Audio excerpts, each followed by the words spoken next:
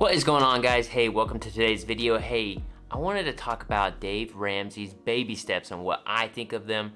I wanted to kind of do a review of them and what my opinion is on those. If you don't know me, my name is Rick. I'm a financial coach and I'm the owner of the Debt-Free Mafia. And hey, if you are interested in the debt-free lifestyle, if you're interested in leaving a legacy not only to your children but your children's children, boy, this is the spot for you. So go ahead, hit subscribe, join us. We'd love for you to be a part of the Mafia. If you don't mind, also hit the thumbs up. Helps me out personally. You know the deal here with YouTube. You know how all of us are asking to do that. It's just if you want to support, that's the best way to do it, honestly. So let's dive right into it. Let's talk about his baby steps. So I'm not gonna waste any time. I'm gonna go over his pretty quickly. A lot of you who clicked on this are probably somewhat familiar with it. If you're not at all, that's fine. Let's talk about it though. So I'm gonna go ahead and share my screen, and we're gonna talk about this. So this is straight off of his website. This is his baby steps. He's got 7 baby steps. And I will go right off the bat and I'll say I'm a fan of coming up with a step-by-step program to achieve a goal that you have. You know, I think that's something that makes it, and I think it's being backed up by science. There's some stats out there that kind of talk about, you know, if you have basically a path of, hey, go through step number 1, go through step number 2, go through step, whatever it is, you know, that helps us be a lot more effective in what we're doing because we focus all on what the first goal is, and then steps make that easier, right? So I love the idea of having steps to be able to get out of debt because I think it's more effective. I've found in my financial coaching with my clients, it's a lot more effective because it's just really easy to focus on what's in front of us instead of having to constantly do everything at once, right? Because we kind of, a lot of us tend to do that, and whenever we're trying to put out all the fires at once with just one little bucket of water, we get engulfed, right? We get engulfed in the flames. So I think it's easier to focus all of our attention on one spot and then move on to the second spot after we solve that problem. So I'm gonna go over his steps. We'll go over these pretty quick because again, I wanna go over my steps and how they differ and what I think about them. So this is step number 1. Dave wants you to save up $1,000 for an emergency fund. If you're new here, you probably don't hear this enough, but once you stick around long enough, you're gonna hear me say this a bunch, but an emergency fund is just so important. It's so important because bad things, it's when it comes to planning for, you know, bad things, problems, stuff like that, it's not if bad things happen or if things break or if you have to go to the hospital, whatever it is, it's when, right? It's when things break, right? If you've lived in this world at any time or long enough, you know that this is an imperfect world and things just don't go right sometimes. So it's really important to have an emergency fund. So he wants you to start off with $1,000, which was great. And I will go ahead and preface by saying that the steps are pretty much what we followed for the most part in our journey because that's all we knew early on. So we followed these steps. We saved $1,000. We actually put it in cash under our bed because we didn't want to have any temptations of spending it, right? So, and it did. It brought a lot of it brought us a lot of peace just having that $1,000. So step number 2 is going to be paying off all your debt except for the house using the debt snowball. I'm a big fan of the debt snowball over the debt avalanche. If you're not familiar with both of those, I do have some material on my YouTube about that, talking about how to use the debt snowball. The reason I'm a big fan of the debt snowball over the debt avalanche is because the debt snowball is built around building momentum for you. Us humans are very momentum driven, right? So the financial journey requires a lot of momentum and motivation, and as you're paying off those debts and being able to make bigger payments towards the end on your bigger debts, it makes it not as painful because making those minimum payments on large debts, you feel like you're getting nowhere, right? So following the debt snowball, big fan of that one. All right, step number 3 is gonna be 3 to 6 months of expenses. I'm actually a big fan of this one also just because I think 3 months minimum. However, so I live in West Texas where the main industry is oil and gas, and that's a very volatile career path. There's a lot, almost anybody I've ever talked to who works in oil and gas has been laid off at least once, twice, and even 3 to 5 times, right? It's just part of the nature of the beast. It's a feast when it's going good, and it's a famine when it's going bad. So what I tell them, any of my clients who are in the oil industry, save 6 months of expenses. My wife happens to be in the oil industry, so guess what? We have 6 months worth of expenses saved up just in case worst comes to worst, right? So that one was kind of tough because, you know, we just gotten done paying off all of our debt and we had to continue that same intensity up to save up those 6 months. It kind of stunk, right? But at the same time, once we got that thing saved up, holy cow, we felt so much better because we had 6 months worth of expenses set aside. We didn't have any debt payments. Boy, the amount of peace that came over us once we got through baby step 3 using his program was awesome. Okay, so this is number 4. Is going to be invest 15% of your household income into retirement. This is one of the more controversial places that Dave has versus a lot of other people. A lot of people think you should be investing the whole time.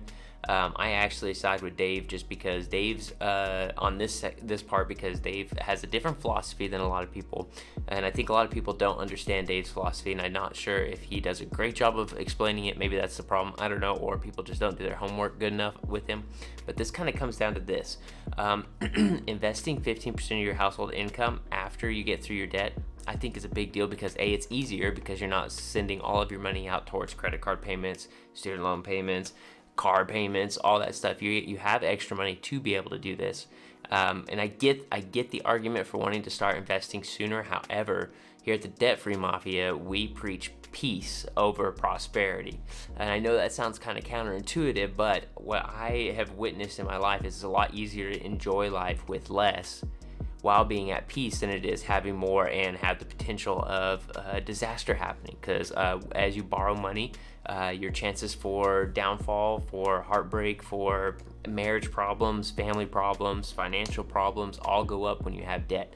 So we practice peace over prosperity here, but don't get me wrong, we're all about, obviously here at the Debt Free Mafia, we're all about you living a prosperous life.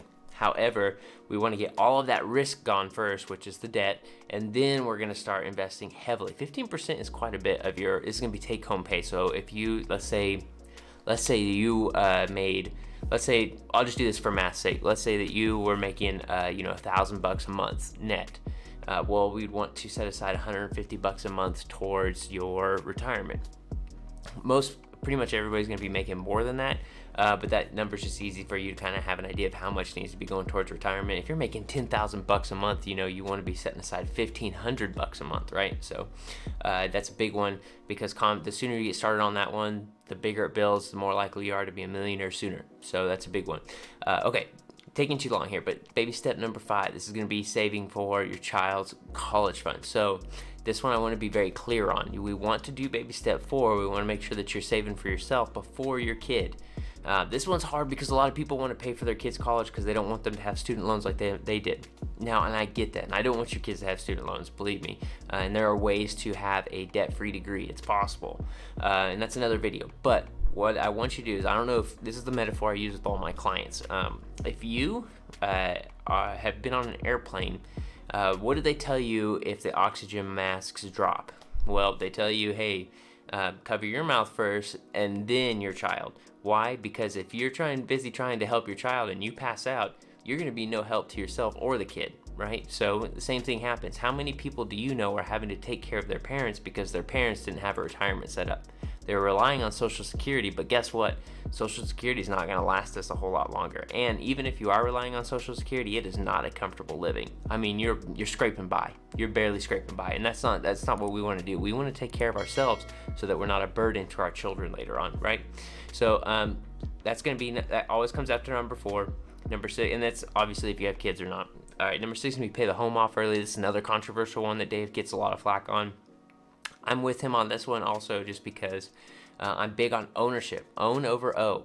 I think it's just super important to be the king of your castle, right? A lot of people say that have a different opinion think you need to be smarter with your investment, by borrowing as little as you can, and just letting the equity build on its own, and you not having to pay off the principal. But I kind of want you to picture this. If you've been stressed about money right now, or just uncomfortable, what would it be like if you had no debt payments, no house payment? The only payments you had were you had to pay your taxes and just your normal monthly expenses, right? You'd have a lot of extra money now every month. Now your cash flow would be really a lot higher. So one thing I do with my clients is we sit down and we go over goals, right? So what are some big goals? And a lot of clients, and it's really cool to see this because a lot of clients have a desire to want to be generous, right? And it's really hard to be generous when you're constantly making payments on debt and a big house payment. If you're able to pay your house off early, pay off all your debt, how much extra would you be able to help people out? right? You wouldn't put you or your family into a bad spot because you have all this extra cash that you'll be able to help them, right? Or you'll be able to go on the dream vacation, or you'll be able to invest in that dream career you got, or et cetera, whatever you want to do. It creates freedom. And I'm a big believer in that. I think you should be the owner and the king and queen of your castle, right? So number 7 is build wealth and give. Yeah, that kind of ties in with 6, or what we were just talking about with 6. But I think that's the ultimate goal. We want to be able to not be rich, but we want to be able to be smart with our money so that we can do the things that we feel like we've been equipped to do, gifted to do, and we don't want any debts or anything holding us back on that. So that is my kind of thoughts over Dave's baby steps. I'm going to go over my steps and what's different real quick. And we'll talk about it real fast. Okay. All right. So these are I have 8 baby steps. Can you believe it? I have 8 baby steps. I've kind of been tweaking these ever since I started doing coaching, just because I wanted it to be really helpful. Mine are very similar, except for there's a few differences. I'm a big believer in them, baby steps, because I think it creates us a path to success. This is going to be the first one. I think this is really important. I think the baby steps kind of miss this one because I have a lot of clients that don't think about this. First thing is creating a zero-based budget. Even if you start with a normal budget, that's fine. I have videos on the zero-based budget if you want to go and check it out and know what's different there. But I want you to create a budget first, because if you have a budget, then you'll be able to start saving for that first emergency fund. Now, a big difference between me and Dave is he says just $1,000. I'm okay with you going up to $2,000. Reason being is because $1,000 today doesn't buy what it did 10 years ago. That's being honest, right? Inflation has really grown ever since Dave's original plan. So I'm bumping it up to $2,000. I don't want you to have more than $2,000, and I don't want you to have less than $1,000. So if you've lived long at all, you know that it's like when things break, they break in threes. Just happened to me like a couple of weeks ago. We had to dip in the emergency fund because my truck broke twice, needed a new battery, needed new brakes, and then we had a couple of ER visits. So it was just like a lot of money all of a sudden. Fully funded emergency fund, 3 to 6 months. Oh, sorry, debt snowball. We're going to attack our debt from smallest to largest. Fully funded emergency fund, same thing.